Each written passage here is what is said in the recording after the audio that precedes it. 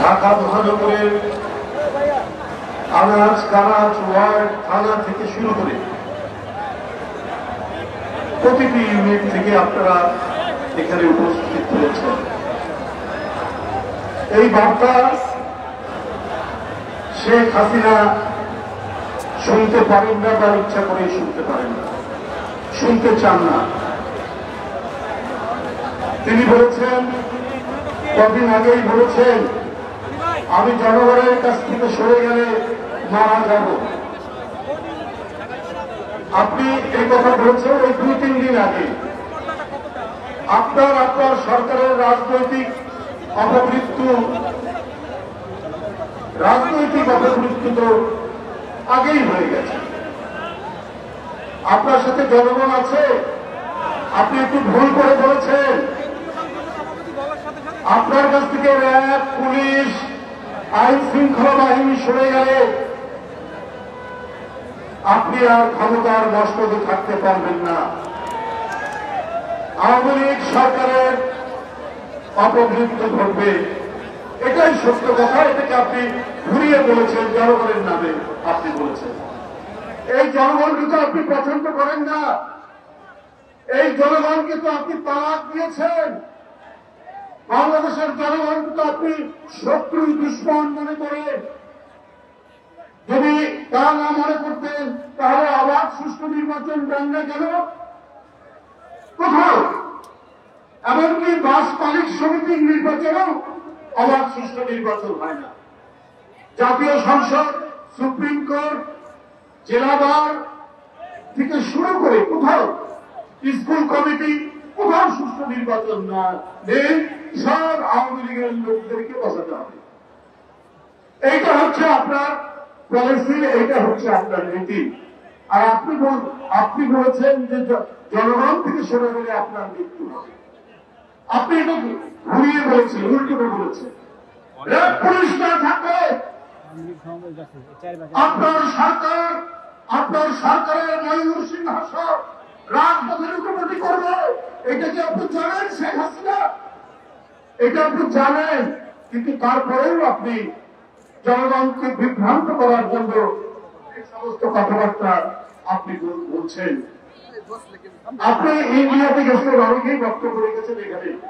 আপনি ভারতে গিয়েছিলেন, অনেকে বলে আপনি বিমানে কয়েক কার্টুন, কয়েক ঝুড়ি ইলিশ মাছ নিয়ে গেছেন মমতা ব্যানার্জিকে ম্যানেজ করার জন্য।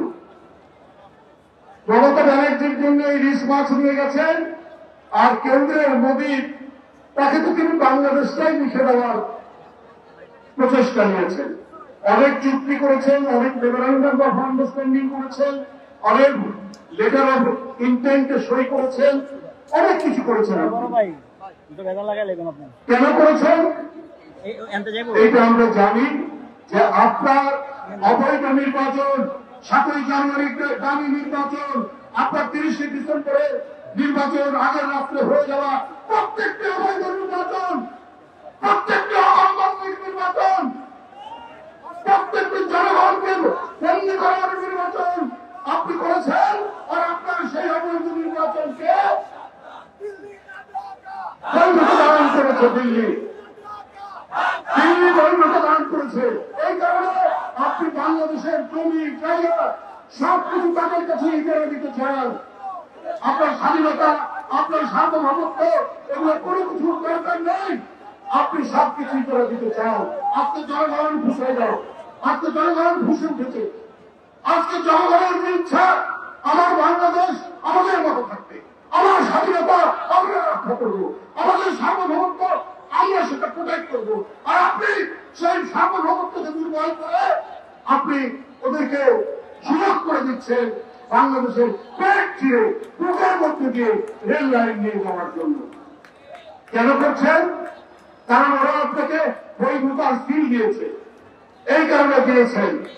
বন্ধুরা আমার, যারা আমাদের পানি দেয় না, যারা আমাদের সীমান্তে লোক হত্যা করে, যারা আমাদের এখানে পেঁয়াজের দাম বেড়ে গেলে পরে ভারতে পেঁয়াজ রপ্তানি বন্ধ করে দেয় বাংলাদেশে, তারা আপনার বন্ধু হতে পারে, কিন্তু বাংলাদেশের জনগণের বন্ধু নয়। বন্ধু আমার, পশ্চিমবঙ্গে এবং আসামে ওখানে আপনার অনেক মুসলমান, তারা ইন্ডিয়ার মুসলমান, ওদেরকে বাংলাদেশি বলে আপনার মোদী সাহেবের স্বরাষ্ট্রমন্ত্রী অমিত শাহ তিনি বলেছেন এরা বাংলাদেশ থেকে আসা, এরা উল পোকার মতো। যারা উল পোকার মতো বলে তাদের নিজের দেশের মুসলমানদেরকে বাংলাদেশি মুসলমান বলে, তারা আমাদের বন্ধু হতে পারে? তারা আমাদের কোন ভালো চায়? এই কারণে এই যে রেল লাইন, এই যে সীমান্ত হত্যা, এই যে রক্তাক্ত ঘটনা, এই সমস্ত কিছুকে পরিধতে দেওয়ার জন্য এদেশের জাতীয়তাবাদের প্রতীক, দেশপ্রেমের প্রতীক, গণতন্ত্রের প্রতীক, তাকে 2018 সালে গ্রেপ্তার করা হয়েছে গণতন্ত্রের মা দেশনেত্রী বেগম খালেদা জিয়া। সুতরাং বলবে কে? রেলের কথা বলবে কে? পরিবারের কথা বলবে কে? সীমান্ত হত্যার কথা বলবে কে? বলার একটাই কণ্ঠস্বর, সেটা দেশনেত্রী বেগম খালেদা জিয়া। তাই তাকে বন্দী করে খাবারের মধ্যে ওষুধ দিয়ে ক্রমান্বয়ে ধীরে ধীরে তাকে আজকে দুনিয়া থেকে সরিয়ে দেওয়ার যে প্রচেষ্টা, এই প্রচেষ্টার আমরা প্রতিফলন দেখছি। আজকে আসাম চুক্তি, একতরফা চুক্তি, যারা বিচ্ছিন্ন একটি সরকারের চুক্তি বন্ধু আমার, এইটা আজকে জনগণ মানবে না। আমি আগেও বলেছি, আর কেউ নয়, এই দেশের সবচাইতে বড় শত্রু, এই দেশের সবচাইতে বড় বিষাক্ত সাপ, সেটি হলেন হাসিনা ভাইপার। এই হাসিনা ভাইপার আজকে আমাদেরকে সাবধান থাকতে হবে। আমি অবিলম্বে দেশনেত্রী বেগম খালেদা জিয়া নিঃস্বার্থ মুক্তি দাবি করে আমার বক্তব্য শেষ করছি।